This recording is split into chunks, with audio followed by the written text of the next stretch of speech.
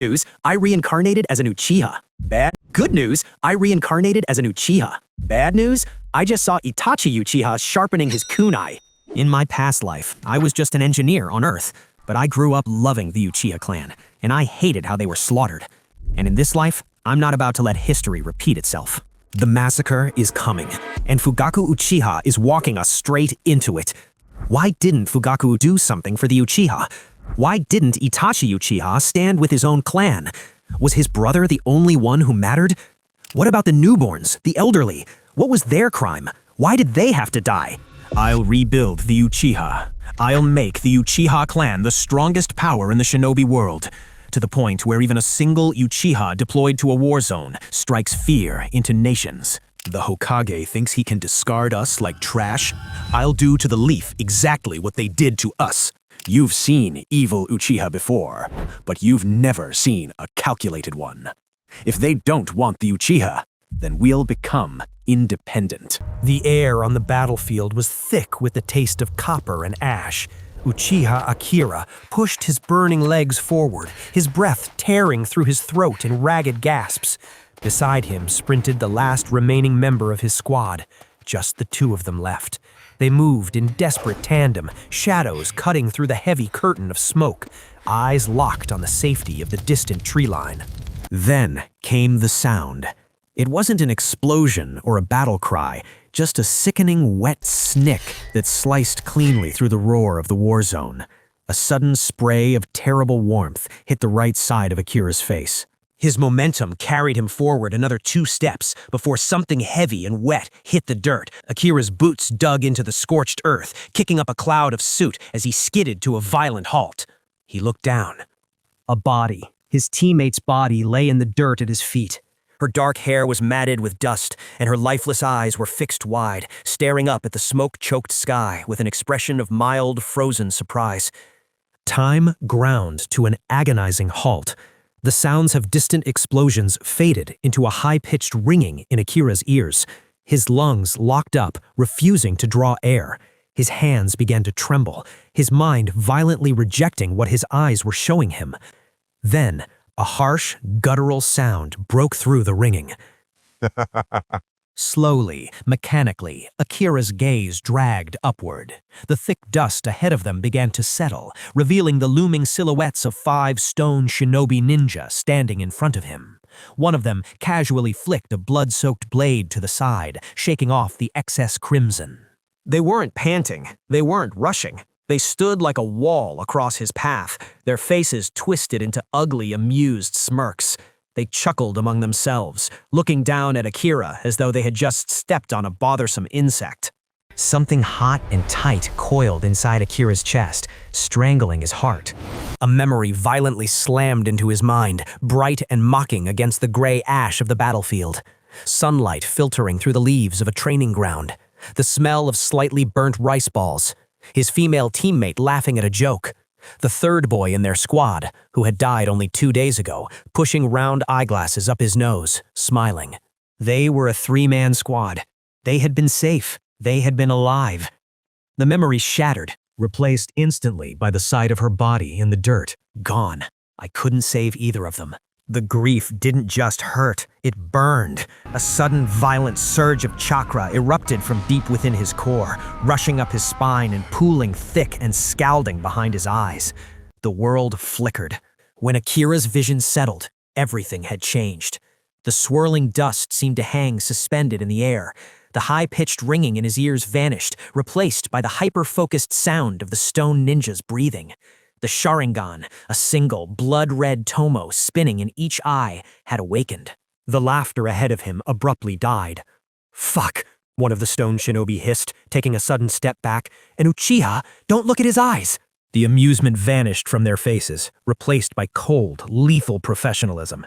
With practiced efficiency, they fanned out into a battle formation, moving as one. No hesitation, no mercy. Akira moved purely on instinct. His hands blurred to his pouches, drawing a fistful of shuriken and hurling them in a wide, desperate arc. The stone shinobi sneered, their kunai flashing as they batted the projectiles out of the air. Sparks rained down onto the dirt. But as the shuriken clattered to the ground at their feet, the leader's eyes widened. Tied intricately to the rings of the blades were thick, overlapping stacks of paper. "Scatter!" Leader shouted. Akira brought his hands into a single seal. Boom! Dozens of detonating tags ignited at the exact same moment. The blast was apocalyptic, a roaring, blinding sphere of fire and concussive force that tore the earth apart. The shockwave swallowed the formation, sending a wall of dirt and heat crashing over Akira, though he never blinked. When the thick black smoke finally began to clear, the terrain was entirely reshaped. 3 of the shinobi lay in the crater, their heavy armor melted and fused to their skin, their bodies writhing and screaming in agony. A 4th stumbled out of the smoke, his eardrums blown out, blood pouring down his face. The leader remained standing, panting heavily, his flak jacket scorched but intact. He stared at the crater in sheer disbelief. "You little bastard. Just how rich are the Uchiha, giving a genin that many tags?" Akira didn't answer. He was already moving. He lunged through the dissipating smoke, closing the distance in a heartbeat. Through the Sharingan, the world moved in agonizingly slow motion. He saw the wounded 4th man try to raise his kunai, tracking the shift of the man's shoulders before the arm even moved. Akira stepped perfectly inside the clumsy guard and drove his kunai up under the man's jaw, sinking it deep into the brainstem. Blood sprayed across Akira's face. He ripped the blade free, letting the corpse drop into the mud. "How dare you?" the leader roared. The stone shinobi lunged, his movements a sudden blur of speed and fury. He was a veteran of the front lines, and even with the Sharingan, he was terrifyingly fast. Akira's red eyes tracked the sudden tension in the man's shoulders. He raised his kunai just as the leader brought his own blade crashing down. Clang! Sparks showered between them. The sheer kinetic force of the veteran's strike shot down Akira's arm, buckling his knees and forcing him down into the dirt. Before Akira could recover, the leader viciously twisted his wrist, breaking the blade lock, and threw a devastating spinning kick at Akira's ribs. The Sharingan predicted the trajectory a split second before the leg moved. Akira threw himself backward, feeling the wind of the heavy boot graze his flak jacket. He landed on his feet, skidding backward, but the leader didn't give him a single breath to recover. The stone ninja closed the gap instantly, throwing a feint at Akira's face before slashing low at his legs. Akira parried desperately, but his muscles screamed in protest. He was reacting, but his body couldn't match the man's raw physical speed. The leader used the momentary opening, stepping inside Akira's guard and slamming a heavy knee straight into Akira's stomach. Akira gasped, spitting saliva as the air was violently driven from his lungs. He stumbled back, his guard dropping wide open. "Die, you little rat," the leader sneered. He stepped forward, thrusting his blade with terrifying precision, piercing it straight through Akira's chest, right where his heart should be. The leader smiled, tasting victory. Then, the resistance of flesh and bone vanished. The coughing, bleeding boy on his blade suddenly disappeared in a soft poof of white smoke. A shadow clone? Wide-eyed realization dawned on the leader's face. When did he cast that? During the explosion? He never finished the thought. The real Akira materialized from the heavy, lingering smoke in the man's blind spot. Moving with silent, desperate precision, Akira thrust his kunai forward, sinking it to the hilt between the leader's shoulder blades. The blade severed the spine and pierced cleanly through the heart. The man gagged, a wet, bloody cough spilling down his chin. The kunai dropped from his trembling fingers. He collapsed, dead before his knees even hit the earth. The sudden silence on the battlefield was deafening. Akira stood alone among the bodies. He stared at his blood-soaked hands, his chest heaving violently. Then, the adrenaline broke. The burning in his eyes flickered and died as his Sharingan deactivated. The world immediately spun, tilting dangerously on its axis. His legs turned to lead. Through the blurring haze of his vision, he saw a figure bursting through the smoke in the distance. A green jumpsuit, a bowl cut. Might Guy, his old classmate, sprinting toward him at full speed, screaming his name. Akira tried to take a step toward him, but his knees buckled. Before he even hit the ground, the darkness swallowed him whole. When Akira finally opened his eyes, the blinding white of a canvas ceiling greeted him, accompanied by the sharp, stinging scent of medical alcohol. He was lying on a stiff cot in a sprawling, dimly lit medical tent. All around him, the air was thick with the suffocating weight of suffering. Over 20 battered shinobi occupied the surrounding beds. Some were wrapped in blood-seeping bandages, groaning in feverish delirium. Others lay entirely still, trapped in exhaustion-induced comas. A dull ache throbbed behind Akira's eyes. He reached up, pressing his fingertips against his eyelids. The memory flashed, the body, the explosion of chakra in his core. I finally opened it, the one Tomo Sharingan. He lowered his hands, watching his fingers tremble uncontrollably against the stark white bedsheets. So the Uchiha truly are cursed, he whispered to the empty air, his voice hoarse. Did I really have to watch my comrades fall before me? All for the sake of awakening these cursed eyes? Actually, I'm from Earth. I remember Naruto clearly. I know the Uchiha clan will be eradicated in a few years. Yet no matter how hard I train, these eyes refuse to awaken. And to make it worse, why the hell I don't even have a golden finger, he muttered. No system, no overpowered cheat, just a cursed bloodline that required psychological torture to upgrade. The timeline was ticking. In just a few short years, Itachi's blade would fall. The entire Uchiha clan would be wiped from existence. Clan leader Fugaku was passively steering them all off a cliff, and Danzo was waiting in the shadows, salivating over their eyes. I don't want to die, Akira thought, his trembling hands slowly closing into tight fists. I swear, I'll kill Danzo with my own hands before I let him take my eyes. But the crushing weight of reality pressed down on him. How could he change destiny? He couldn't just walk up to Fugaku and tell him the future. The man wouldn't listen to a grieving, low-ranking genin. Worse, Fugaku might suspect him of treason or madness. There was only one absolute truth in this clan. Uchiha respected strength. If he wanted to steer the clan away from the massacre, he couldn't just be an advocate. He had to usurp Fugaku. He needed the unwavering support of the clan, and he needed to become the clan leader himself. And for that, he needed power, far more than he had now. Weeks bled into months. Akira was transported back to Konoha, and soon after, the grinding gears of the Third Great Ninja War finally came to a halt. But the peace felt like a slap in the face. Hiruzen Sarutobi, the third Hokage, had signed a 10-year peace agreement with the other villages. The terms shocked the Akira. Konoha demanded absolutely zero compensation from other villages. Anyone with half a brain knew the truth. It was a cowardly treaty. It was only borrowed time. Akira watched the village celebrate, feeling nothing but cynical disgust. In 10 years, a new generation would be raised. Academy classrooms would fill again. Children would graduate into shinobi. The economy would recover just enough to fuel another conflict. And when that day came, war would return, as it always did. And through it all, the Hokage would sit comfortably behind his desk, playing the benevolent peacemaker. Totally stupid, Akira thought. If Hiruzen had forced the Stone Village to pay heavy war reparations, they would have been economically crippled for the next half-decade. Other villages would have thought twice before provoking the leaf. Konoha could have entered a golden age of prosperity. Instead, the Hokage had effectively pardoned the enemy, shifting the financial burden onto his own people. Now, every major clan, included Uchiha, are bleeding their own private coffers dry to rebuild Konoha's destroyed infrastructure. The village had survived the war, but the true battle for survival had only just begun. But for Akira, this financial crisis presented a twisted kind of opportunity. Because the Hokage had forfeited war reparations, the village's treasury was drained. Compensation for the dead would be delayed by at least a year. Akira watched the village closely. How were the grieving families supposed to survive? Widows, orphans, and crippled shinobi were being told to wait while the village rebuilt its walls.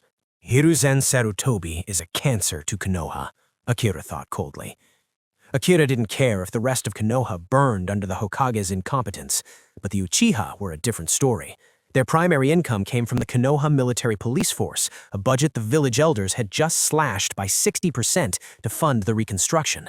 The clan was bleeding money, working for bare minimum wages. I won't let my clan perish, Akira vowed. There was only one way to ensure their survival and eventual separation from Konoha: total financial independence. You couldn't stage a coup or fund a breakaway clan if you relied on your enemy's payroll. He needed a product, something that sold like hotcakes in both peace and wartime, something every shinobi in the world needed, yet warehouses could never keep in stock: detonating tags. In this world, explosive tags were incredibly expensive. The process was painfully archaic. The paper was costly, the intricate sealing formula had to be drawn by hand with specialized ink, and finally, a shinobi had to manually infuse their chakra into the design. The entire process took nearly an hour per tag. Even a skilled sealing artisan could produce, at most, 10 to 15 a day. When Akira first learned this, he had actually laughed out loud in his room. Don't these people know what a printing press is? He immediately got to work. During the first month of peacetime, he stayed locked in his basement. Using his memories from Earth, he built a primitive prototype, a manual impact print block press. It required him to press the ink down himself, but it printed 20 flawless sealing formulas an hour. The tags were perfect, but they were empty. Without a chakra signature woven into the ink, they were just useless pieces of paper. So he visited a civilian hardware shop and bought a standard chakra infuser, a basic tool normally used to power lights. He took it apart, rewired the chakra-conducting metals, and integrated it directly into the printing press's stamping mechanism. By the end of the second month, he had upgraded the system into a continuous, hand-cranked machine that automatically infused his chakra as it stamped, 100 tags an hour. But Akira didn't stop there. Over the next 3 months, he perfected the technology. He built a newspaper-style rotary printing press in his basement. He lined the walls with sound-dampening seals to muffle the mechanical clacking. Connected to an upgraded, automated chakra battery, the machine could churn out thousands of fully armed detonating tags a day. He now possessed a monopoly on the most vital war resource in the world. But Akira was cautious. If he suddenly flooded the Konoha market with tens of thousands of tags, prices would plummet. The market would crash, and Anbu, or worse, Danzo's root, would immediately trace the source back to him. He needed to be a ghost. First, he hired a commoner to open a small, unassuming ninja tool shop in Konoha's business district. Through this front, he sold a modest 30 to 40 tags a day. It was completely normal. No one batted an eye. But in the shadows, his true operation began. Using the transformation jutsu to change his face and chakra signature, Akira ventured into the black markets outside the village. He sought out underworld merchants and foreign smugglers who were desperate to restock their depleted armories after the war. He didn't sell them millions at a time. That would draw too much attention. Instead, he sold them in discreet, untraceable crates of 10,000. He priced them aggressively at 800 ryo apiece, 200 below Konoha's market rate, and absurdly cheap compared to other villages, where the same item would sell for at least 1,200 ryo. The smugglers bought them instantly, handing over briefcases stuffed with cash. Every time a deal closed, Akira walked away with millions of ryo in untraceable funds. Deep in his basement, the rotary press kept spinning, printing money as fast as it printed explosives. Without anyone ever knowing, the foundation for the Uchiha clan's true independence had officially begun. Over the next few months, Akira's underground tag operation generated a terrifying amount of wealth. He had more money flooding in daily than he could possibly spend. But wealth without an explanation was a death sentence. He needed to launder the money, and he needed to do it in a way that built his influence. So Akira began diversifying. He opened a string of legitimate businesses across the village. The crown jewel was a high-end yakiniku restaurant in the commercial district, heavily marketed around its novelty. The grills were lit and maintained by Uchiha fire-style techniques, ensuring the perfect sear. Alongside the restaurants, he established a private security and escort firm for civilian merchants. To staff these ventures, he specifically hired marginalized, struggling Uchiha members. It gave them an income, kept them close, and ensured no one questioned where a young Uchiha was getting his funds. But even as his pockets lined with gold, the atmosphere in Konoha was growing toxic. Through his civilian fronts, Akira picked up on the whispers in the village. The rumors were already starting. Civilians and other shinobi clans were looking at the Uchiha with growing resentment and suspicion. The invisible hand of Danzo was clearly at work, slowly alienating the clan from the rest of the village. Time was running out. Akira needed to take over the clan, and soon. If only I had the Mangekyo Sharingan, Akira thought bitterly. I could just subjugate them all by force. But he didn't.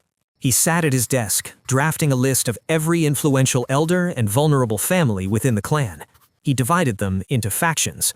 First, with the Doves, the moderates who wanted peace with the village at any cost. Akira could fund their community initiatives and convince them that his leadership would bring the economic stability required for true peace.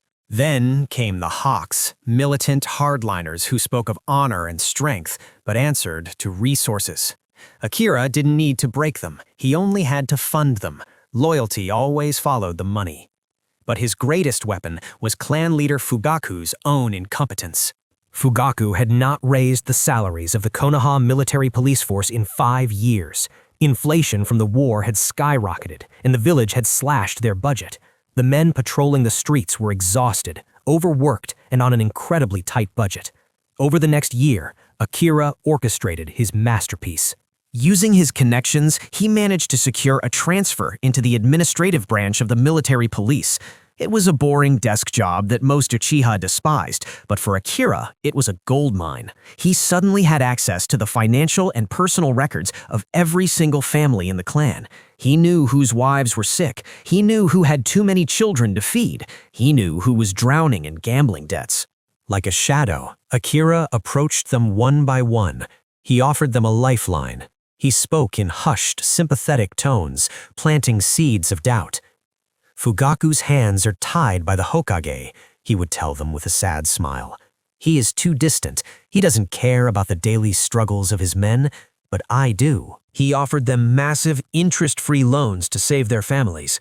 There was only one condition, written quietly into the bottom of the agreement. Repay the money within 1 year, or pledge your unconditional political support to Akira Uchiha when called upon. Desperate and grateful, they signed without hesitation. By the time the year came to a close, exactly as Akira had calculated, only 5% of the borrowers had managed to scrape together enough to repay him. The remaining 95% defaulted. But Akira didn't send debt collectors or break their legs. He simply smiled, forgave the financial debt, and cashed in their loyalty. They were fiercely grateful to him. They viewed him as a savior who had helped them in their darkest hour. But as Akira sat in his office reviewing the numbers, he frowned. It's not enough. Even with the struggling lower class firmly in his pocket, he estimated he only controlled about 30% of the clan's voting power. Not all Uchiha were poor. The elite elites in the stubborn middle class remained fiercely independent. If he tried to impeach Fugaku now, he would fail. He needed a spark to win over the rest of the clan. At the Naka Shrine. It was late at night, and the secret clan assembly was in full swing. The air inside the underground cavern was thick, hot, and suffocating with tension. At the front of the room, Fugaku sat with his arms crossed, his face an unreadable stoic mask as the elders screamed at each other. "We are the police force," a hawk elder roared, slamming his fist onto the tatami mats. "The village treats us like stray dogs. The budget cuts are an insult. We must demand our rightful authority." "And do what? Start a civil war?" a dove elder shot back, his face purple with rage. "You will doom us all with your pride. We must endure and show the Hokage we are loyal." Akira stood near the back, his arms folded, watching the chaos unfold. He didn't look at the screaming elders. He looked at the crowd. The vast majority of the clan, the neutral members, the patrolmen, the tired fathers, and the exhausted mothers were looking back and forth between the two screaming factions. They looked drained. They didn't want the bloody rebellion of the Hawks, but they couldn't stomach the humiliating submission of the Doves. They were trapped in a miserable stalemate, completely disillusioned with the current leadership. Akira's eyes narrowed in the dim light. 30% isn't enough, he thought, watching the frustrated faces of the majority. A heavy hand clapped down onto Akira's shoulder, pulling him from his thoughts. He glanced sideways to see Uchiha Iso, his closest friend and the man who helped manage his civilian storefronts. Iso leaned in, his voice barely a whisper over the shouting elders. "Hey, calm down. You look like you're about to murder someone." Akira didn't blink. He just offered Iso a thin, terrifying smile. "Yeah, I am." Iso's eyes went wide. "Wait, what?" Before Iso could press the issue, Fugaku abruptly stood up at the front of the shrine. The sheer weight of the clan leader's chakra washed over the room, instantly silencing the bickering elders. Fugaku swept his stern gaze across the crowd, desperate to change the explosive topic of rebellion. His eyes landed on Akira near the back. Uchiha Akira, Fugaku's deep voice echoed off the stone walls. The entire clan turned to look at the young genin. I have heard the rumors, Fugaku continued, his tone softening into something resembling approval. I hear you have been using your personal business profits to financially support struggling members of the clan. I am very thankful for your kindness. As clan leader, I ask you, what reward do you seek for this loyalty? Akira held Fugaku's gaze. He didn't bow, he didn't waver, he simply smiled. This is my clan, Lord Fugaku, Akira said, his voice carrying clearly through the silent room. I helped them because they are our family. I don't require a reward for keeping my own people from starving. A murmur of approval rippled through the weary crowd. Fugaku nodded, looking pleased. A noble sentiment, which is why I must ask a favor of you. Today the Hokage summoned me. He has heard of your commercial success. The village reconstruction funds are running dry, and he has requested that you lend a portion of your wealth to Konoha to aid the village. The room went dead silent. The clan members looked at Akira, their eyes filled with sudden pity. To be directly asked for money by the Hokage wasn't a request, it was an extortion tactic disguised as a patriotic duty. If he refused, he would be branded a traitor to the village. Akira's smile vanished, his expression turned to ice. Why? Fugaku blinked, momentarily thrown off by the blunt refusal. Why? To help the village, Akira. We are Leaf Shinobi. I asked why I should help them, Akira interrupted, his voice dropping to a dangerous carrying register.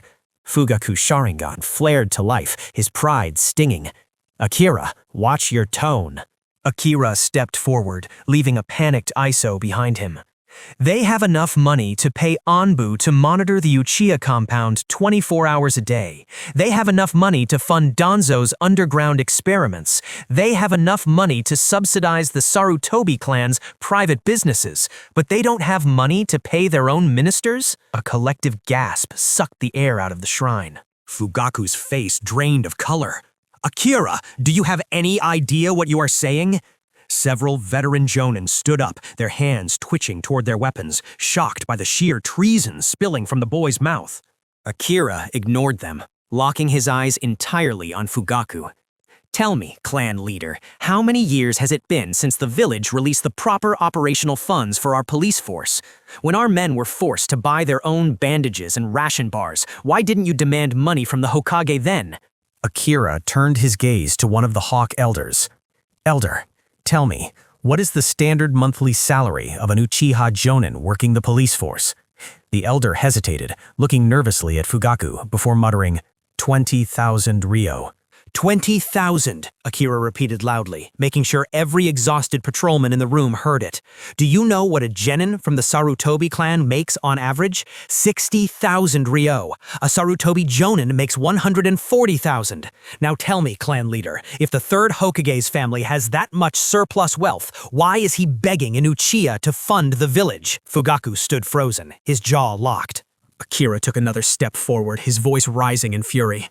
You want our clan to work for free, day and night, policing streets for people who spit on us? And while we do, Danzo Shimura is butchering our brothers and sisters in the shadows. Enough, Fugaku roared. Uchiha Akira, who told you about Danzo? That is a baseless, treasonous lie. Akira threw his head back and laughed. It was a cold, mocking sound that chilled the spine. How foolish can you be? Tell me, Lord Fugaku, Akira said, his voice dropping into an icy, carrying calm that forced the entire shrine to lean in. Have you never noticed the pattern? Fugaku's Sharingan burned in the dim light. What pattern? Every time a squad of Uchiha leaves the village for a mission outside the borders, Akira stated slowly, letting each word hang in the suffocating silence. How is it that an enemy platoon is always waiting exactly on our patrol route to ambush us? The room went completely still. A few of the veteran jonin in the crowd exchanged uneasy, wide-eyed glances. The enemy always seems to know our exact numbers, our exact paths, and our exact departure times, Akira continued, his gaze sweeping over the crowd, daring them to deny it. And when the Leaf reinforcement squads finally arrive, what do they find? Akira turned back to Fugaku, his voice dropping to a vicious, venomous whisper. They find the enemy squad dead, Akira said. They find our Uchiha brothers and sisters dead. But strangely, the Sharingan eyes of our fallen are always missing, gouged out, plucked clean. The silence in the Naka shrine was absolute. The air grew so heavy it was hard to breathe. I ask you, clan leader, Akira demanded, his eyes flashing crimson. If the enemy shinobi were all killed in the ambush, who took their eyes? The realization hit the crowd like a physical blow. The exhausted mothers, the angry patrolmen, the elders, everyone stared at Akira in sheer, unadulterated horror. Fugaku's face was as dark as a thunderhead. His fists shook. He had suspected this for years, but the political fallout of accusing the village elders of harvesting Uchiha eyes was apocalyptic. He had never dared to say it out loud. Do you have proof of these accusations? Fugaku demanded, his voice dangerously low. Akira looked at the man, his eyes utterly devoid of respect.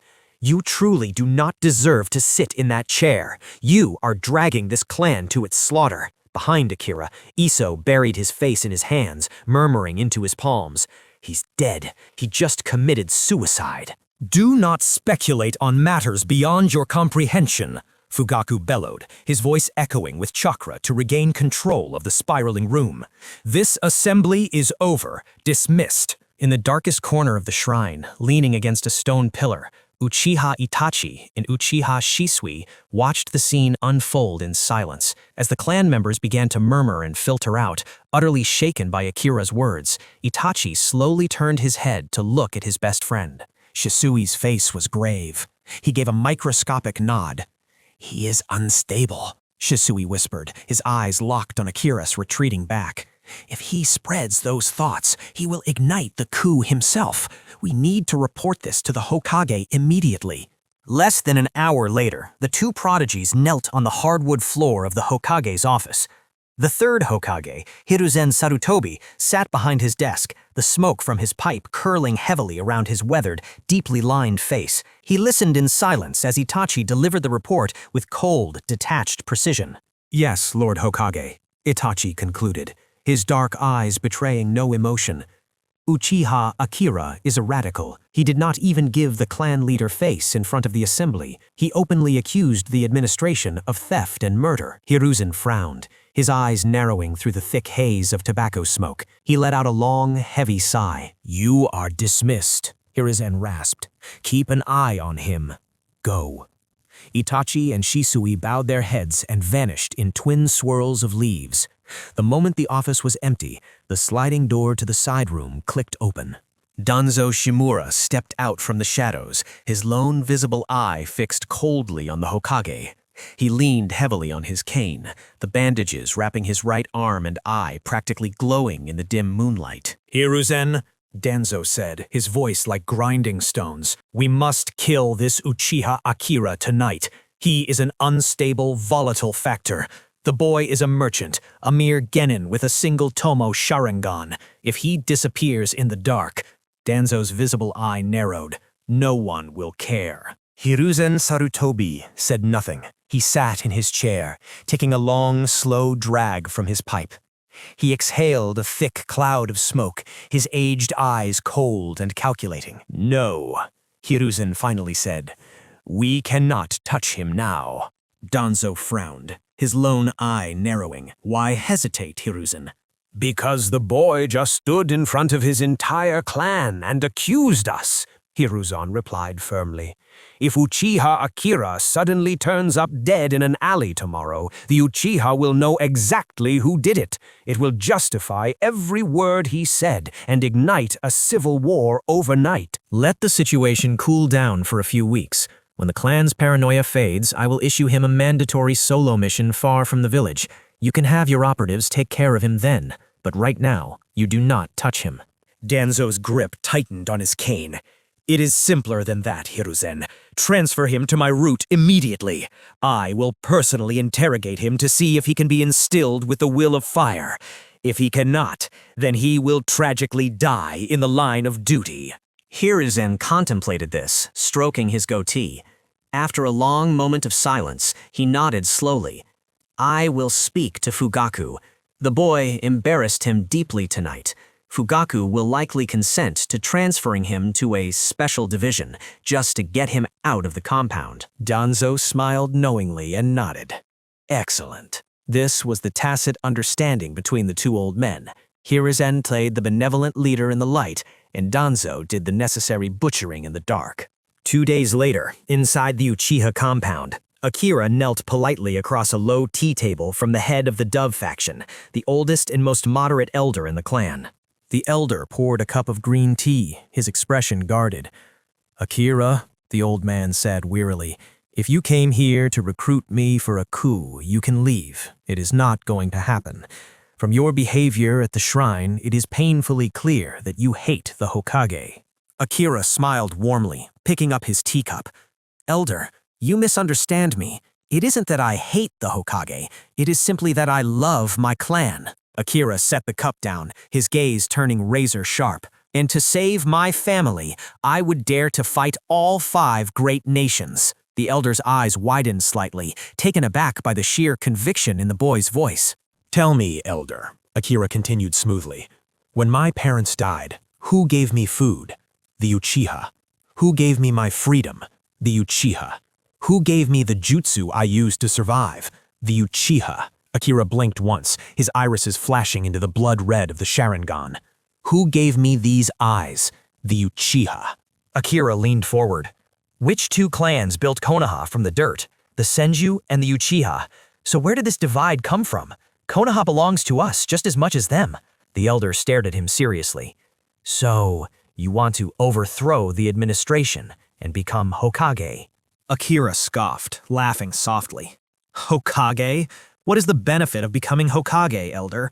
Endless paperwork, managing ungrateful civilian councils, scheming against rival clans in the dark. What good is that miserable position?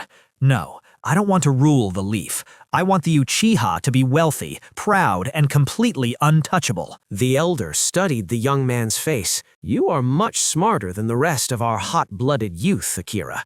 So what exactly do you want from me?" Akira didn't blink. "I want you to call an assembly and recommend me for a seat on the Council of Elders." The Dove elder frowned deeply, shaking his head. "You are too young. You have money, yes, but being a successful merchant is not enough of a reason to give you a seat on the highest council." "Why?" the elder asked, his voice calm but heavy with suspicion. "Do you desire the position of elder?" "As an ordinary member, the clan will not follow my business directives," Akira countered. "But as an elder, I have the authority to command investments and restructure our economy. And if I am made an elder, I will personally invest 40 billion ryo into the clan's infrastructure." The elder froze, his jaw practically unhinged. 40 billion? Konoha's entire annual operating budget was barely 20 billion ryo. Akira was offering double the GDP of the entire Hidden Leaf village. "How could you possibly have that kind of money?" the elder stammered. Akira just smiled. "That is the power of a monopoly, elder. This is what I want to teach our people. We need to transcend beyond being mere police officers. We need to own the economy." Akira snapped his fingers. The sliding door opened, and Iso stepped inside. He was carrying 2 heavy briefcases. He set them down, walked out, and returned with 2 more. 4 massive briefcases were stacked neatly next to the tea table. Iso popped the latches on the top case, revealing dense, immaculate stacks of high-denomination bills. 100 million ryo, Akira said softly. "Please, elder, accept my sincere gift. Consider it a down payment on my promise." The elder stared at the mountain of cash, his heart hammering against his ribs. To become a clan elder, a candidate needed either the direct appointment of the clan leader, which Fugaku would never grant, or need the majority vote of 3 out of the 5 current elders. Slowly, almost in a daze, the Dove elder nodded. "Okay, from what you have said, I believe I can trust you. I will call the meeting, but my vote alone is not enough, Akira. You need 2 more. Akira smiled, his Sharingan spinning in the dim light. Don't worry, Elder. I have plenty of briefcases. By the end of the night, Akira had visited all 5 elders. The results were exactly as he expected. One Hawk elder took one look at the money, practically jumped out of his seat, and swore absolute loyalty on the spot. 2 others agreed after a bit of persuasion and heavy bribes. Only one elder, a staunch, unwavering loyalist to Fugaku, refused the money and kicked Akira out. It didn't matter. 4 out of 5 had agreed. He only needed 3. Later that night, Akira walked through the quiet streets of the Uchiha compound toward his home. The cool night air brushed against his face, but his mind was racing at 100 miles an hour.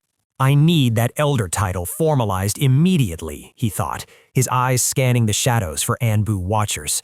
He wasn't stupid. He knew Itachi and Shisui had reported his outburst to the Hokage. He knew Hiruzen had likely taken him seriously as a threat. The Hokage's playbook was entirely predictable. Sometime in the next few days, a mandatory mission scroll would be delivered to Akira's door. It would be a solo assignment. It would be highly classified, and he would die out there, murdered by root assassins, labeled killed in action to keep the clan from rebelling. But Konoha law had a loophole. Clan elders were strictly exempt from the Hokage's mandatory active duty drafts. They answered only to the clan head and the internal council. If I become an elder before that mission scroll arrives, Akira thought, a cold smirk pulling at his lips, Hiruzen and Danzo lose their legal jurisdiction to send me out of the village. I will be untouchable. Days later, the summons came. Fugaku called for another emergency clan assembly. The underground cavern of the Naka Shrine was packed. The air was thick with unease. In the back corner, concealed in the shadows, Uchiha Itachi and Uchiha Shisui stood in perfect silence, watching the room fill. Then, the heavy doors slid open. Uchiha Akira walked in, flanked by a dozen of his men. He didn't skulk to the back this time. He walked straight down the center aisle, the crowd parting for him, and took a seat directly at the front, right in Fugaku's line of sight. Fugaku glared at him, but wasted no time. As soon as the murmurs died down, the clan leader spoke, Uchiha Akira. Fugaku's voice echoed off the stone walls, heavy and authoritative. The 3rd Hokage has taken an interest in your talents. He has personally recommended your immediate transfer to the Anbu Training Division, known as Root. A collective gasp swept through the shrine. Every ninja in the room stared at Akira. They weren't fools. They knew what this was. It wasn't a promotion. It was an execution. Akira was being punished for his treasonous words at the last meeting. Akira didn't flinch. He remained seated, looked Fugaku in the eye, and said flatly, I refuse. Fugaku's Sharingan flared. You do not have a choice, Akira. You are a shinobi of the leaf. You will follow the Hokage's command. A dove elder sitting nearby sighed heavily, shaking his head. Such a bright kid, sacrificed for running his mouth, the old man thought. One of the Hawk elders slammed his fist on the floor. Fugaku, the boy is an Uchiha. Why didn't you reject the Hokage's order? Fugaku looked at the aggressive elder, his expression tight. Because by agreeing to this transfer, the Hokage has finally agreed to release emergency funding for the police force. Akira tilted his head. Oh, and how much is my life worth, clan leader? Fugaku glared at him. That is none of your business. Of course it is my business, Akira shot back, his voice rising so the whole room could hear. I am a subordinate of police force. My salary hasn't increased in 6 years, and my back pay is chronically delayed. When will you pay me what I owed? Fugaku sneered, losing his patience. You run half the commercial district, Akira. You are swimming in wealth. Why do you care about a meager police salary? It was the exact mistake Akira had been waiting for. Akira smiled, but his eyes were entirely devoid of warmth. He stood up, turning his back to Fugaku to face the rest of the clan. Did you all hear that? Akira asked the crowd. My businesses are my family's private venture, yet the clan leader just declared that because I make my own money, I forfeit my rightful wages at the station. Akira pointed to a scarred jonin in the second row. What about you? If you complete a dangerous S-rank mission and earn a 10 million Rio bounty, will the clan leader dock your police salary too, simply because you already have enough money? Panic instantly rippled through the crowd. Is that true? A patrolman shouted. Are you going to deduct our pay if we take side missions? We've been working the streets for free, another yelled. Seeing the sudden agitation, Fugaku panicked slightly.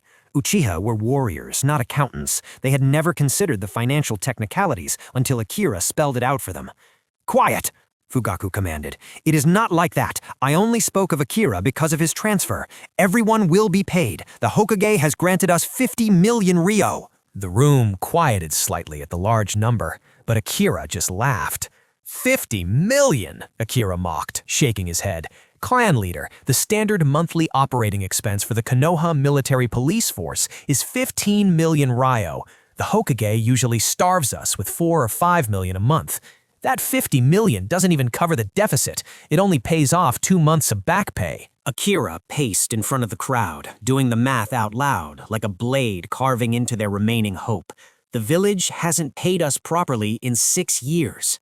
Even if the Hokage gave us 50 million every single month, it would take 2 full years just to settle the debt, and that doesn't even account for wartime inflation. Groceries, weapons, bandages, everything costs twice as much now. It will take 4 years just to break even. A suffocating dread settled over the shrine. The clan members looked at each other in horror. The realization was absolute.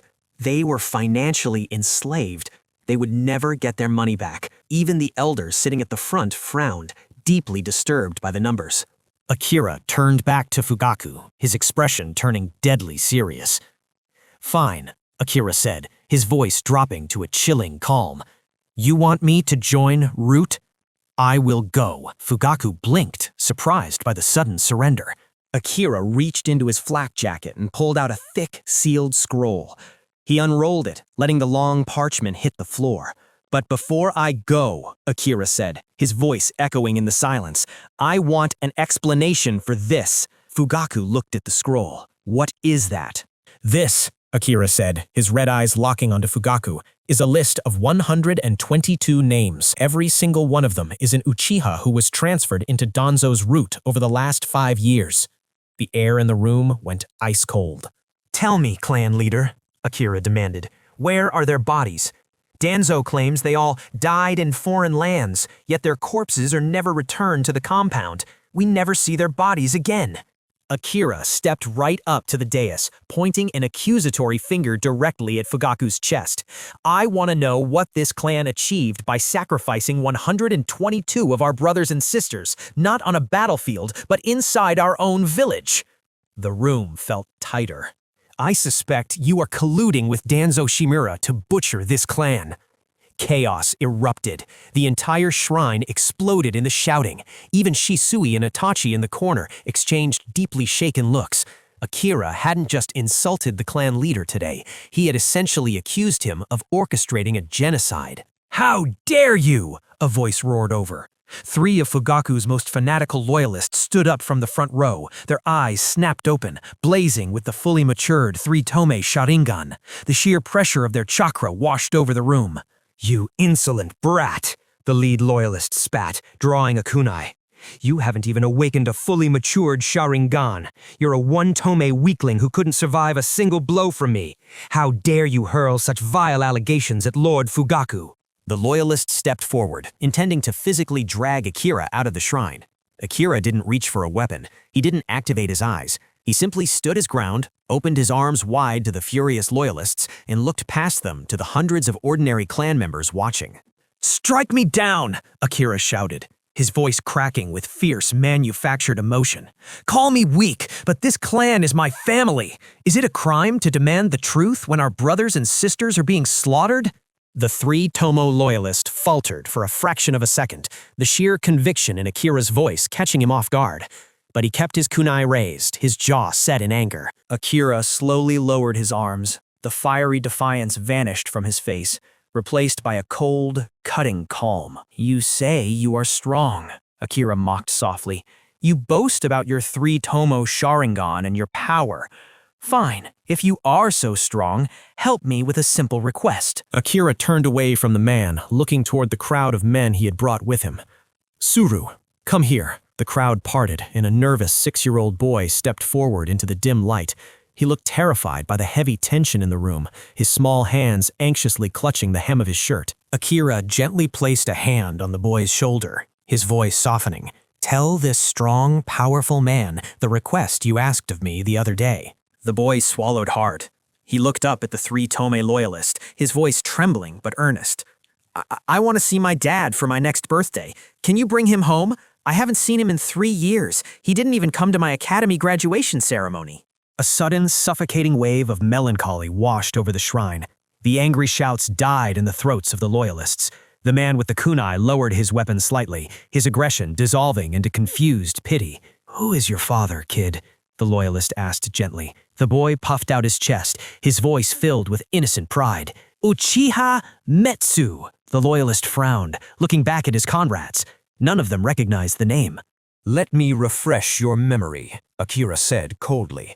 He reached into his pouch, pulled out a small leather-bound ledger, and flipped it open. Uchiha Metsu, drafted into Root under the direct orders of clan leader Fugaku exactly 3 years, 5 months, and 12 days ago. Akira snapped the book shut, the sound echoing like a gunshot in the silent room. Is it really so much to ask Danzo for a single afternoon of leave so a father can attend his son's graduation? Akira asked the loyalist. The 3 Tomo shinobi had no answer. He slowly stepped back, the fight completely drained out of him. Akira whipped around, his Sharingan locking onto Fugaku. "You gave the order, clan leader." Akira's voice boomed. "I ask you, where is this boy's father? Because Root certainly isn't paying his family. His father hasn't sent a single Ryo home to his wife in over 3 years. Fugaku flinched, his eyes darting to the boy. "How do you think they survive, Lord Fugaku?" Akira demanded, stepping closer to the dais. "I only found out about this because his mother came to my door begging for a loan. Do you have any idea how much debt she accumulated just trying to feed her son before she swallowed her pride and asked for help?" Akira didn't wait for an answer. He turned to the crowd and roared it. 5 million Ryo! Gasps rippled through the audience. "She was starving," Akira yelled, turning his fury back on Fugaku. "If I hadn't stepped in and paid her debts, what was she supposed to do? How long was she supposed to suffer while her husband rots in Danzo's underground cells? Was she supposed to starve to death for the sake of the village?" Fugaku's face darkened drastically. He looked down at the 6-year-old boy staring up at him, and a heavy, sickening wave of guilt crashed into his chest. He hadn't known. He couldn't keep track of the finances of every single family. But what could I do? Fugaku thought bitterly. I cannot defy the Hokage's draft orders. Akira watched the clan leader's silence, his eyes filled with absolute, unfiltered disgust. "Look at you," Akira sneered, his voice dropping into a quiet, devastating whisper that the whole room heard. "Once again, you have no answers." Akira didn't wait for the clan leader's weak excuses. He turned his back on Fugaku, facing the hundreds of Uchiha, mothers and veterans who were hanging on his every word. "I know the laws of this village," Akira said, his voice echoing over the silent crowd. "As a Konoha shinobi, I cannot legally discard a direct deployment order from the clan leader or the Hokage." He reached up, his fingers wrapping around the knot of his leaf headband. "Therefore," Akira said, his voice ringing with absolute chilling finality. He pulled the knot loose, the metal plate slid from his forehead, and he let it drop onto the stone floor with a sharp clack. "I resign my commission as a shinobi of the Hidden Leaf." A collective gasp sucked all the air out of the shrine. Even Fugaku's eyes widened in sheer, unadulterated shock. In the shinobi world, becoming a ninja was the ultimate honor. To willingly strip off your headband and declare yourself a civilian was practically unheard of. It was an act of profound, almost suicidal defiance. "As a civilian, I no longer fall under the military jurisdiction of the Hokage," Akira declared, staring out at the stunned faces of his family. "And I no longer have the right to stand in this high council." Akira bowed his head slightly to the crowd, his face a mask of sorrowful dignity. "Take care of yourselves, my brothers and sisters," Akira said softly. "I only had one dream in this life, to see the Uchiha prosper again, but I am not strong enough to protect you from the shadows." Without another word, Akira turned and began walking down the center aisle, heading straight for the heavy wooden exit doors. The crowd parted for him in complete silence. Fugaku's face turned ashen. He realized, with a sickening drop in his stomach, exactly what had just happened. Akira had martyred himself. If Akira walked out those doors as a civilian stripped of his rank because he dared to speak the truth, Fugaku would permanently lose the trust and confidence of the entire police force. Uchiha Akira, wait! A loud commanding voice broke the silence. Akira stopped, glancing back over his shoulder. It was the head of the Dove faction. The elderly man stood up from his seat at the front, leaning heavily on his cane, his face set with deep conviction. "What you have said today has truly opened my eyes," the Dove elder declared, his voice carrying over the murmuring crowd. "There is a great deal of deception occurring right under our noses. I see now that we have grown deaf to the cries of our own people. You, Akira, have become the voice of the common Uchiha, a voice that we desperately needed to hear."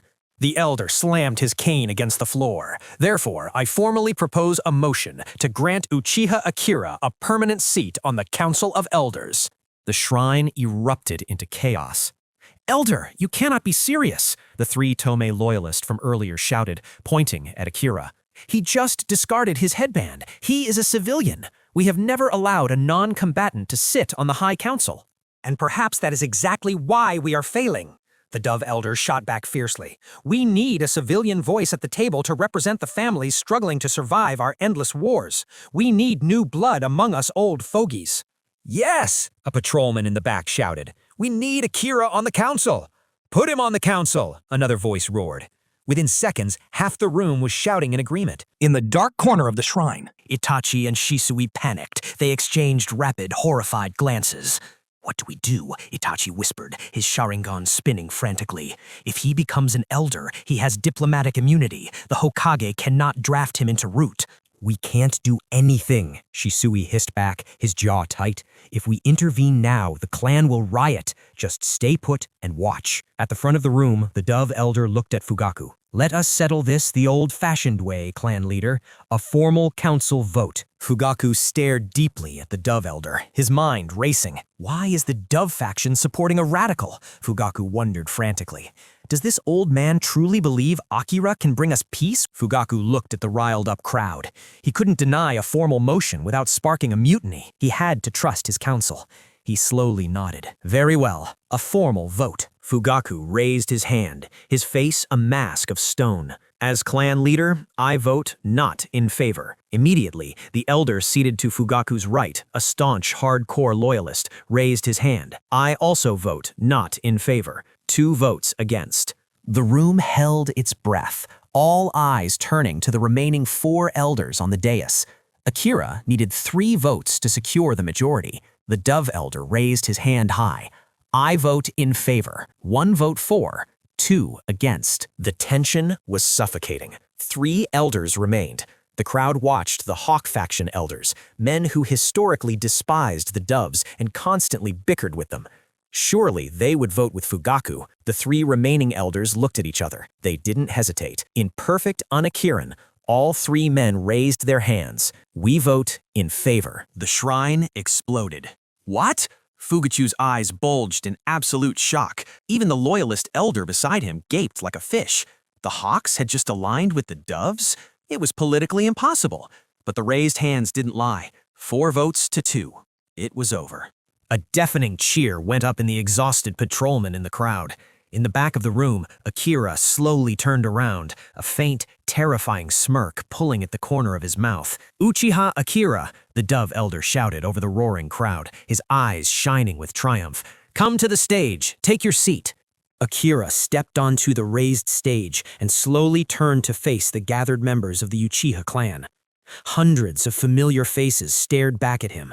Warriors, elders, mothers, children's, eyes that carried pride, suspicion, hope, and long-buried resentment. He bowed deeply.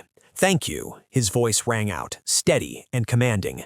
"Thank you, all of you, for showing such faith in me. I swear on the honor of our crest that I will not let you down." He slowly straightened, his gaze sweeping over the proud faces of his kin. Finally, his eyes settled on the stoic, heavy-set figure of the clan head. As an elder of this clan, Akira began, his tone shifting from gratitude to serious business.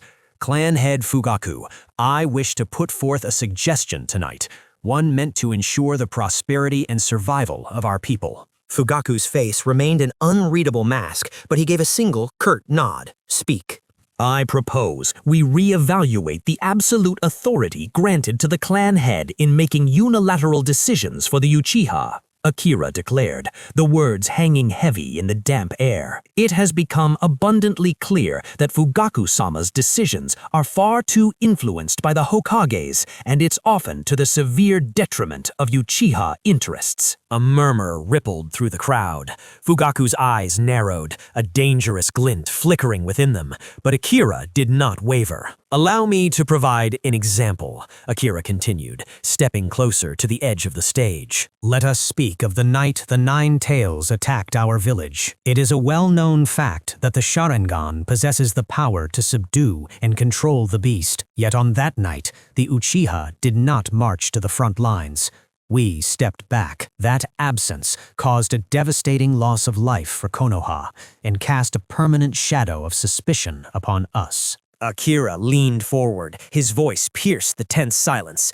I want to ask our clan head, why? Fugaku stared up at Akira menacingly. Even now, years later, the bitter regret of that night ate at his soul. His jaw tightened, but he forced the words out. It was by the Hokage's orders. Is that so? Akira challenged smoothly. Tell us then, how exactly did the fourth Hokage, Minato-sama, manage to contact you while he was fiercely battling the beast to protect the village? Fugaku stiffened. It was not the fourth Hokage, it was the third Hokage's order. As we were mobilizing our forces to enter the conflict, Root Anbu appeared at our gates and issued an order for us to stand down and begin civilian relocation. The murmurs in the shrine grew louder, laced with confusion and rising anger. Clan head, Akira said, his voice cutting through the noise like a kunai. As far as the laws of this village dictate, Hiruzen Sarutobi had abdicated his seat. We had absolutely no obligation to follow the orders of a retired Hokage. Why did you obey him? Akira swept his gaze across the crowd, rallying them. Let me ask you all, is it not our sacred duty as the Leaf's strongest clan to protect the reigning fourth Hokage with all our might when he is in danger? Instead of hiding in the corners of the village while he fought and died, the shrine erupted into furious whispers. He's right. Why did we listen to the third? He wasn't even the Hokage then. Akira raised a hand, silencing the hall once more. Because of that decision, the civilians of Konoha whisper about us every single day. They say we ran away. They say we didn't dare fight the Nine Tails, or worse, that we were the ones who unleashed it. Our people are being pushed to the outskirts, alienated from the very village we helped build. Can you not see the distance growing day by day? Akira locked eyes with Fugaku again. If it was truly the third Hokage who gave you that order, why haven't you demanded that he publicly announce it? Why hasn't he cleared the villagers' doubts and restored our name? Fugaku's face darkened, the weight of his impossible position crushing down on him. He spoke solemnly, his voice tinged with bitter resignation. I did ask him, but the third feared that if the villagers knew he kept the Uchiha from saving the fourth, they would condemn his decision. He claimed it would break the unity between the villagers and the Hokage's office. Akira let out a harsh, humorless scoff. So, his voice dropped to a lethal whisper that echoed perfectly in the silent room. To protect the reputation of the third Hokage, you chose to suppress the interests and honor of the Uchiha. A suffocating tension clamped down on the Naka shrine. Standing near the back of the hall, Shishui Uchiha closed his eyes, his fists clenching tight at his sides. The raw, heavy emotion in the room was palpable. Looking around at the faces of his aunts, uncles, and cousins, Shishui felt a painful knot form in his chest. Akira was right. They had been sacrificed for politics. For the first time, a profound, unified sense of being deeply wronged washed over the entire Uchiha clan. And in the shadows of the shrine, the embers of rebellion began to burn brighter than ever before. As you have all just heard, our clan head is highly influenced by the Hokage's office, so much so that he obeys orders from a man who had already retired. We can all see the truth. The third Hokage prioritizes his own political image while leaving the Uchiha's image to rot. Akira held up two fingers. Let me give you a second example. Cast your minds back to the end of the Third Shinobi World War. When the village forces returned, the streets were filled with cheers. Every civilian knew exactly what the Sarutobi shinobi did on the battlefield. They sang the praises of the Shimura clan, the Ino Shika Cho trio. But what of the Uchiha? Akira's eyes burned as he looked at the crowd. We bled just as much. We lost brothers, fathers, and daughters. Yet why did the village know nothing of our achievements? Why were our sacrifices buried in silence?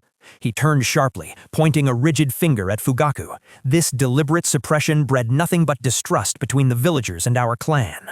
So I ask you, clan head Fugaku, when our warriors returned in caskets and the village looked at us with cold indifference, what did you do to uplift the Uchiha image? Fugaku sat frozen. The crushing weight of guilt settled heavily in his chest. He remembered the meetings, the subtle dismissals from the council, his own passive acceptance in the name of village peace. He opened his mouth to speak, but no words came. He looked away, his silence echoing louder than a shout. Nothing, Akira answered for him, his voice dripping with disappointment. You did nothing. Akira turned his back on the clan head, addressing his kin directly. Tell me, how are we supposed to build any affinity with the villagers like this? If they don't know our heroes, if they don't trust our strength, how will they ever support an Uchiha to become Hokage? The shrine fell dead silent. A collective gasp rippled through the gathered members. Eyes widened in sudden, horrifying realization. That was it. That was the reason the Uchiha were never even considered for the Hokage's hat. It wasn't a lack of strength, it was a systematic assassination of their public image. Look at our current reality, Akira pressed on, his voice rising with passionate fury. We were relocated to the absolute edge of the village. The civilians never interact with us organically anymore. There are no casual meetings in the markets to build bonds. All they see now is a clan they believe ran away from the Nine-Tails, a clan that did nothing in the war, and a clan that only suppressed them as a police. They think we are bullies because that is the only role the village leadership allows us to play. Murmurs of furious agreement erupted, heads nodded vigorously. The resentment that had been simmering for years was finally boiling over. That is enough, Akira. An older, weathered voice cut through the clamor. It was Yashiro, an elder known for his moderate, dove-leaning views. He stepped out from the shadows of the council seating. You have spoken enough. Now tell us what you are suggesting. Akira nodded respectfully to the dove elder, then swept his gaze across the room. Including myself, there are currently 6 active elders. With the clan head, we are 7 in total, Akira stated, his tone shifting to pure, calculating politics. I propose that from this night forward, absolute power no longer rests in the hands of one man. Every major decision concerning the clan must require a minimum of 4 votes to pass. I can no longer blindly trust the future of the Uchiha to the clan head alone. The shrine buzzed with frantic whispers. Taking away the clan head's authority? That's unprecedented. The dove elder turned his gaze to the front. What do you think of this, Fugaku? Fugaku looked at Akira, then at the sea of angry, disillusioned faces of his people. His mind raced. If I say no now, I will lose whatever credibility I have left. They might even call for a vote of no confidence. Deep down, a weary part of him also recognized that Akira was right. His decisions had been biased toward appeasing the village elders, often at his clan's expense. Fugaku closed his eyes, exhaling a long breath. All right, I agree to the proposal. Preposterous, snapped another elder, a staunch loyalist to Fugaku, leaping to his feet. There is a reason we have a clan head. He leads, we follow. You cannot strip away his authority like this. It weakens our structure. Akira held up a placating hand. Then let us compromise. I propose we give the clan head double voting power. His vote will be counted as 2, while the 6 elders will possess 1 vote each. The total pool becomes 8 votes. Akira looked directly at the loyalist elder. Is this not fair?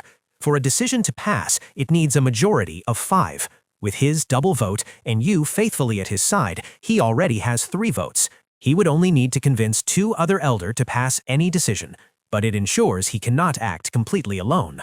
The loyalist elder blinked, doing the math in his head. He slowly sank back into his seat, somewhat relaxed by the logic. It wasn't a total loss of power, it was a safeguard. The dove elder stepped forward, a glint of approval in his eyes. Very well. Let us test this new system immediately. We will vote on this very proposal to change our governing structure. All those in favor, raise your hands. It was a brilliant political trap, and everyone knew it. The new rule decentralized power, giving the elders unprecedented influence over the clan's future. What elder in their right mind would refuse that? Instantly, hands shot into the air. Akira counted them aloud.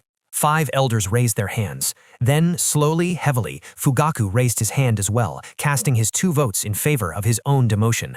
Only the loyalist elder kept his hand down, scowling with a mix of loyalty and resignation. 7 votes yes, 1 vote no, Akira declared, satisfaction curling the edge of his lips. The proposal is passed. The loyalist elder looked at Fugaku helplessly. If even the clan head agreed, what could he possibly do? Fugaku stood, his heavy robes shifting around him. He looked out over the clan, his expression softer, yet more resolute than it had been in years. This system is good, Fugaku spoke, his voice carrying a solemn vow. It will force us to deliberate. It will help us take decisions strictly in the favor of the Uchiha clan, something I admit I have neglected for too long. From tonight on, we stand together. The Naka shrine was still buzzing with the sheer weight of the political shift when Fugaku turned his dark gaze back to the man who had just orchestrated it. Akira, Fugaku said, his voice carrying a newfound respect and cautious weariness. Do you have anything else to say? Akira met the clan head's gaze and gave a slow, deliberate nod. Yes. Earlier, I spoke of the 9 Tails incident. Almost instantly, the atmosphere in the room soured. Fugaku's face darkened, the muscles in his jaw ticking. In the shadows near the back, both Shisui and a young Itachi frowned, exchanging troubled glances. Why bring it up again, they thought. The point was made. Is he just a vengeful spirit, incapable of letting a grudge go? But Akira's expression remained perfectly calm. That incident is in the past, he stated smoothly as he paced across the stage. We cannot change what happened that night, but what we can do is correct the catastrophic mistakes that followed it. To that end, I propose my first official motion under our new council. I request the clan head to immediately retire 50% of all Uchiha personnel from the Konoha military police force. Dead silence fell over the shrine. For a moment, nobody breathed. Then, chaos erupted. Are you insane? One of the elders who had just voted for him shouted, his face purple with outrage. The police force is our greatest asset. You want us to voluntarily surrender half our power? Even Yashiro, the usually calm Dove elder, frowned deeply. Akira, what are you saying? You just spoke of protecting our interests, yet now you propose we abandon them? This makes you look like a fool. Akira simply smiled. It was a sharp, knowing smile that slowly quieted the furious murmurs of the crowd. No, I am not a fool, Akira said, his voice echoing clearly. Let me explain the reality of our power. Right now, whenever our officers go on patrol, who do the villagers see?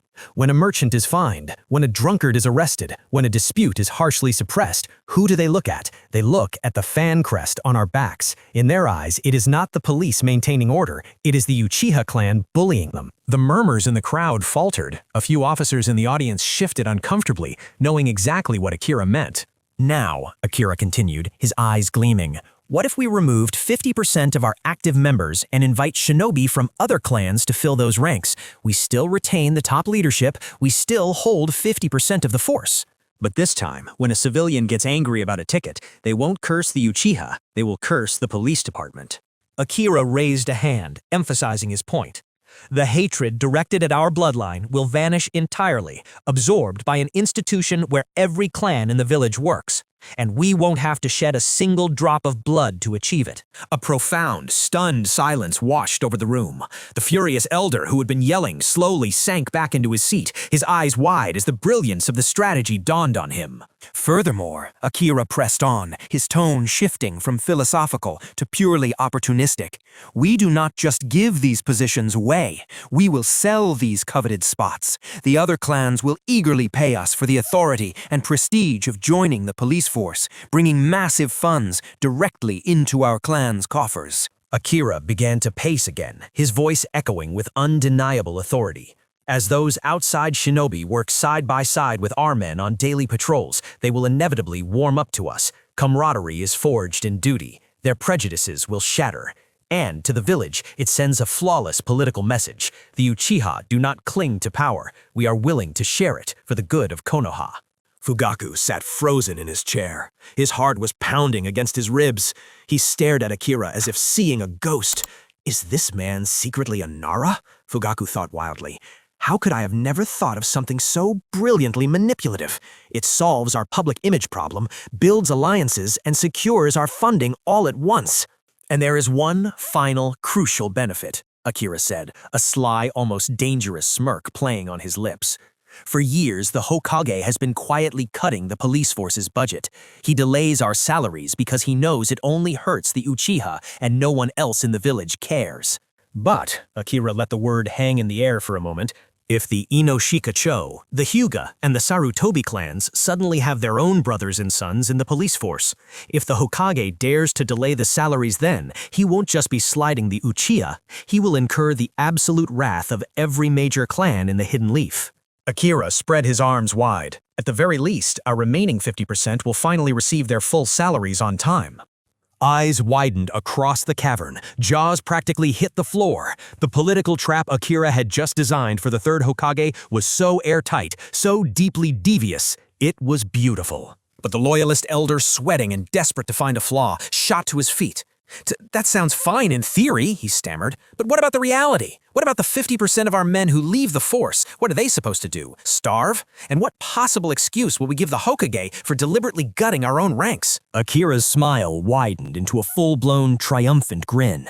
The excuse is beautifully simple. We tell the Hokage the honest truth. Because his administration has failed to pay our salaries, our members are resigning to find work that actually puts food on the table. Akira took a deep breath, letting his gaze sweep over the eager, hungry faces of his kin. As for what our men will do, I, Uchiha Akira, am personally investing 40 billion ryo into multiple new commercial enterprises.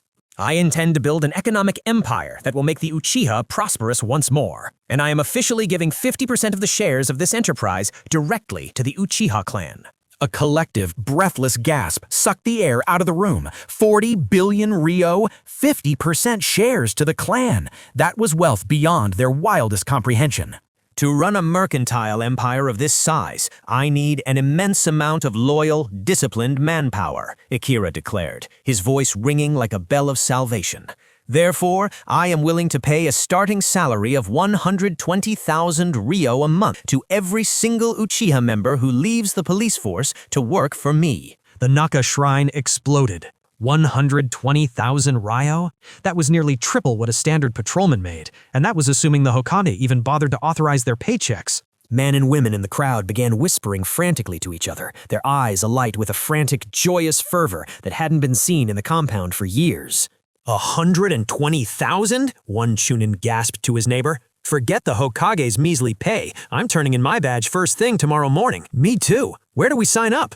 Up on the dais, the loyalist elder sank back into his chair, his mouth opening and closing like a suffocating fish. He looked to Fugaku for help, but the clan head was just as stunned, a slow smile of disbelief creeping onto his own face. Against flawless logic, political genius, and a mountain of gold, the loyalist elder couldn't utter a single word of protest. The excited chatter in the Naka shrine slowly died down as Akira raised a hand, commanding the room's attention once more. Let us put it to a vote, Akira declared, his voice slicing through the lingering whispers. All in favor of the police force reduction and the new commercial enterprise, raise your hands. Without hesitation, Akira raised his hand. Yashiro and two other moderate elders quickly followed suit. Then, with a heavy, resolute sigh, Fugaku raised his hand, casting his 2 votes as clan head. Only 2 men kept their hands firmly planted on their laps. One was the staunch loyalist elder who had argued earlier, still overwhelmed by the rapid changes. The other was a grizzled, scarred man known to all as the leader of the clan's hardcore militant faction. All eyes naturally drifted to the hardcore elder. The scarred man scowled, crossing his arms stubbornly over his chest. "Say whatever you want about public image," he grunted, his voice like grinding stones. "But we are still voluntarily giving up our fangs. Military power is the only true power in this world. I will not vote to surrender it." Instead of getting angry, Akira offered the man a respectful, surprisingly warm smile. "Fair enough," Akira said, gesturing openly to the dissenting elder. "Look at this, my fellow Uchiha. This is exactly why our new voting model is superior. Every single one of us can put our thoughts forward without fear of treason. You are allowed to disagree." Akira let his gaze sweep over the crowd. But at the end of the day, only the path chosen by the majority will be walked. By sharing the burden of choice, we will rarely, if ever, make a decision that dooms us. We protect each other from our own blind spots. The elders and the clan members looked around at one another. Slowly, nods of approval rippled through the crowd. Even the hardcore elder let out a huff, his scowl softening just a fraction. "The motion passes," Akira announced. "Now on to the next agenda." The warm, diplomatic smile vanished from Akira's face, replaced with a gaze as sharp and cold as a drawn katana. He turned his head toward Fugaku. "Clan head," Akira said, "it is your responsibility to handle the Hokage. You must meet with Hiruzen Sarutobi and ensure he publicly addresses the village regarding the Nine-Tails attack. He must admit that he was the one who ordered the Uchiha to stand down that night." Fugaku's breath hitched. Hiruzen will never agree to that. He fears it will shatter the civilians' faith in the Hokage's office. "Then you will give him a reason to agree," Akira countered flawlessly, stepping closer to Fugaku. "You will use our new peaceful initiatives as leverage. Tell him that we are stepping down from the police force to build relations." A collective shiver ran through the shrine. Hearing this can be used as a bargaining chip is terrifyingly brilliant. "Tell the third Hokage the absolute truth," Akira continued, his eyes locked under Fugaku's. "Tell him, we Uchiha have always agreed to your demands for the sake of the village. Now, for the sake of the village, you must agree to one of ours." Fugaku frowned, the deep lines on his face deepening as he considered the immense political risk of threatening the Hokage, even implicitly. "Akira, the Hokage is stubborn. If he senses a threat—" "No buts, clan head," Akira interrupted, his voice ringing with absolute finality. He didn't yell, yet his tone demanded total obedience. "Do you want to repair our relationship with the villagers and save this clan, or do you want to watch us slowly bleed to death in the dark?" Fugaku stared at Akira for a long, tense moment. The entire shrine waited with bated breath, watching the silent clash of wills between the reigning clan head and the visionary elder. Finally, Fugaku closed his eyes and let out a long, heavy exhale. The resistance drained out of him. "All right," Fugaku replied, his voice firm and resolute. "I will talk to him." The heavy, stifling atmosphere of the Naka Shrine had completely transformed. What began as a tense, hostile gathering was now crackling with the electric hum of genuine hope. "Moving on to our final agenda," Akira announced, his voice ringing with renewed vigor. He paced across the dais, his robes swishing. "I know many of you wish to demand the Hokage relocate our compound back to the center of the village, but let us be realistic. He will never agree. The upper brass still fears our eyes. They still harbor the delusion that we controlled the Nine-Tails that night." A few angry scowls returned to the crowd, but Akira held up a hand, his smile utterly predatory. "But that is perfectly fine. We do not need to beg for a place in the center of the village. With the 40 billion Rio capital I am injecting into our clan, we will develop this very district.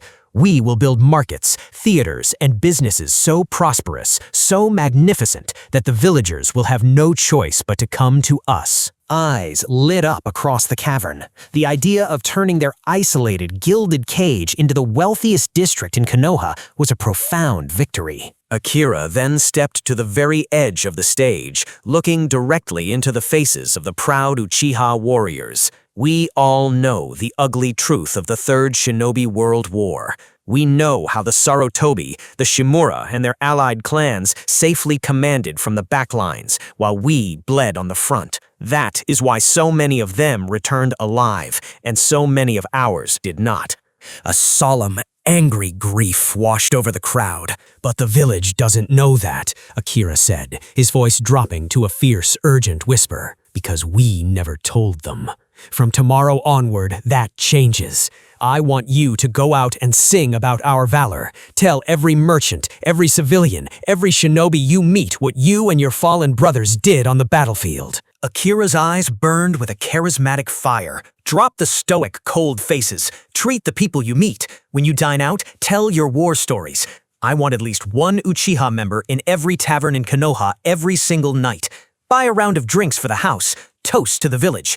Make friends. Spread the truth of our sacrifices. With a snap of his fingers, two of Akira's loyal aides stepped out from the shadows of the dais, unsealing several massive storage scrolls. Mountains of neatly stacked Rio bills materialized on the tables in a cloud of white smoke. Every single clan member here will receive 100,000 Rio in cash right now, Akira shouted, pointing to the fortune.